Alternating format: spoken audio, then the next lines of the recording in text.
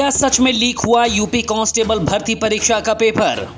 अब जो जिस जिले में बच्चा है स्वतः केंद्र आप देते हैं, उसी जिले में आप बच्चे का पेपर कराते हैं, तो ये बच्चों का माइंड मेकअप पहले से ही था कि परीक्षा में नकल तो होनी ही होनी। टेलीग्राम पर परीक्षा से पहले वायरल पेपर का सच क्या है? क्या बड़ी परीक्षा में हुई बड़ी चूक?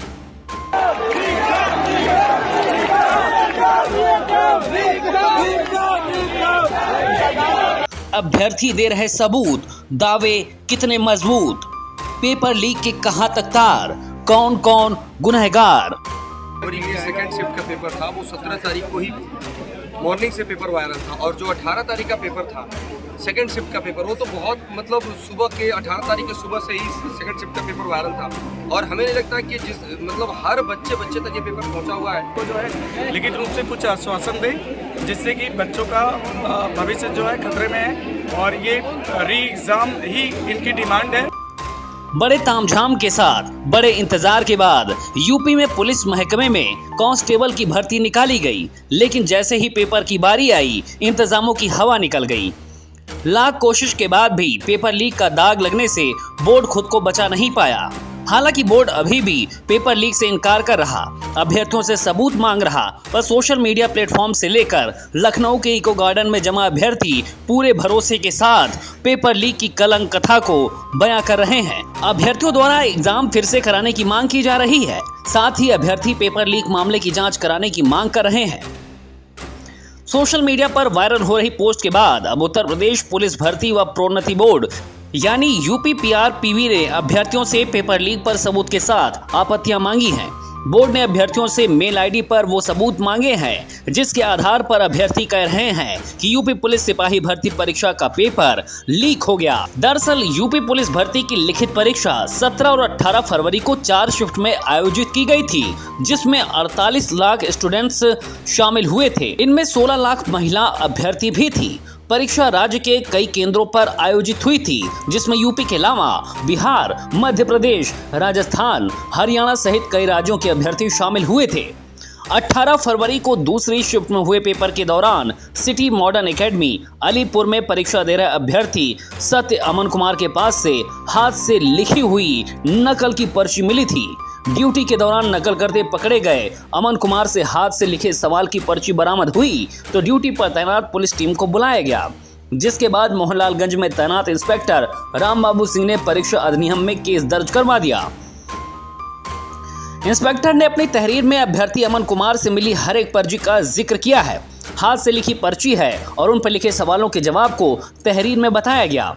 अभ्यर्थियों का कहना है कि 2 दिन की 4 पाली में हुई इस भर्ती परीक्षा में 17 और 18 फरवरी की दूसरी शिफ्ट का पेपर लीक हुआ है।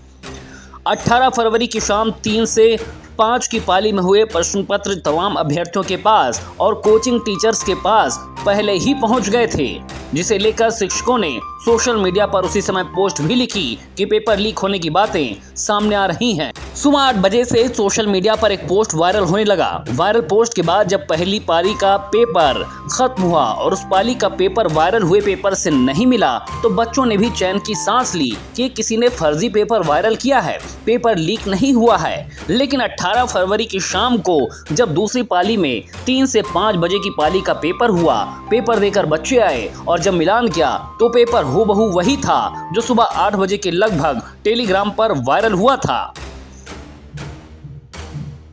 और एक्स पोस्ट पर जिसके वायरल होने की आशंका जताई गई थी।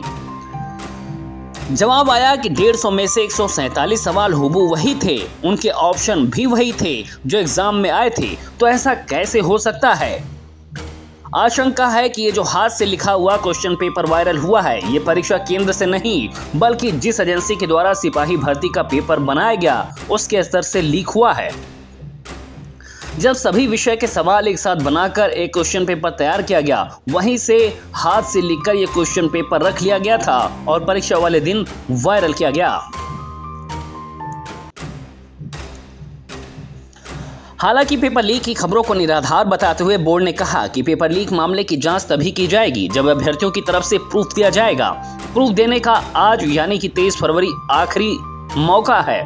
इसको लेकर बोर्ड की तरफ से एक जानकारी भी साझा की गई है। इसमें कहा गया है कि अभ्यर्थी प्रूफ के साथ अपना आधार कार्ड, मोबाइल नंबर और एड्रेस दर्ज करा सकते हैं। पर सवाल ये है कि क्या छात्रों के भरोसे ही बोर्ड बैठा है? उसे खुद के सिस्टम पर भरोसा नहीं? अगर पेपर लीक नहीं हुआ तो पुख्ता तौर पर छात्रों के दावों को खारिज क्यों नहीं किया जा रहा? बोर्ड ने इन आरोपों पर आगे क्या कदम बढ़ाया? पेपर लीक के पिछले मामलों से सबक क्यों नहीं लिया गया?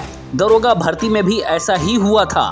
फिर इतनी बड़ी भर्ती पर ऐसी गुंजाइश को लेकर वो तैयारी क्यों नहीं थी जो पेपर लीक की बातों को परीक्षा से अब जोड़ रही है? ब्यूरो रिपोर्ट, खबर प्याली।